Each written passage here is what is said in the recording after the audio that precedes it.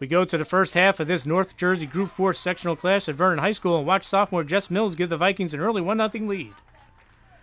Now watch the Vikes run their transition game to perfection as Brittany Ass brings it upfield before she dumps it off to Leslie Warner, who scores to make it 2-0 for the 7th-seeded Vikes. 10th-seeded Marlboro breaks into the scoring column here as Lauren Kirsch fires in a goal to make it 2-1 Vernon with 16:02 left in the first half. And Kirsch knots it up here for the Mustangs with this nice wraparound goal, and we were all tied at 2-2 with 15:28 left. But Brittany Ass snaps the tie out of the free position for the Vikings after the Marlboro penalty, and Vernon leads 3-2. Now watch this pass by Annie Montero, who finds Jess Mills on the doorstep, and she slips it in for her second goal, and the Vikings go up 4-2 with just under 5 minutes left in the half. Vernon's attack continues to heat up here as Leslie Warner scores out of the free position to extend Vernon's lead to 5-2 with 3:49 left in the half. But Chelsea Butticavoli makes it a 2-goal game at the half when she scores here for Marlboro, and Vernon leads 5-3. Let's go to the second half, and Annie Montero does what she does best. She finds a cutting Jess Mills for her third goal of the game, and Vernon leads 6-3 less than a minute into the half. Leslie Werner of Vernon scores here at the free position as she nets her third goal, and Vernon goes up 7-4. Okay, we head later into the half, and Annie Montero and Jess Mills combine again for Vernon as Mills scores for the fourth time, and Vernon goes up 8-5. All right, Vernon looks to pull away, and Leslie Warner scores again for the Vikings, and they take a 9-5 lead over the Mustangs.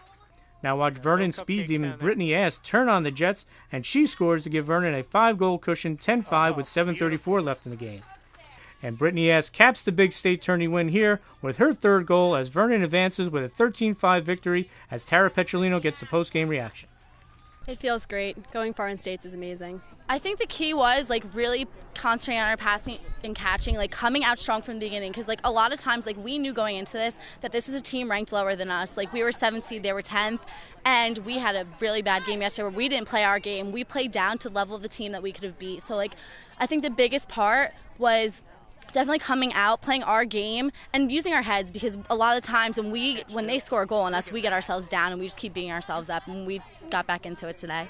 Amazing, especially after last year with our defeat after Columbia. That's just a great opportunity to get to play them again. It's very rewarding. Girls came out and they played hard. It's nice to have a home state game. Our first ever bracket win, which is a big step for our program. And the girls just came out and played really, really hard today. It was really, really fun game. We actually had a game yesterday. We didn't play hard. We didn't come out. We weren't working hard. So they just came out fired up. And for the whole 50 minutes, they were really, really moving. Vernon's dynamic trio of Ast, Mills, and Werner usually get all of the attention putting in 13 goals in a day, but it was the Vernon defense today that really made heads turn. They all did amazing, and they earned most of the credit, too. We have a really close team, not just on the field, but off the field as well. And especially with the fact that, a lot of the glory is in the attack, we have to really work together because we need to get the ball up to them. And I think that just having that strong bond really helps us work together. We do great at practice with communication. As long as we're talking and we know who our girl is and we're just communicating, we're fine.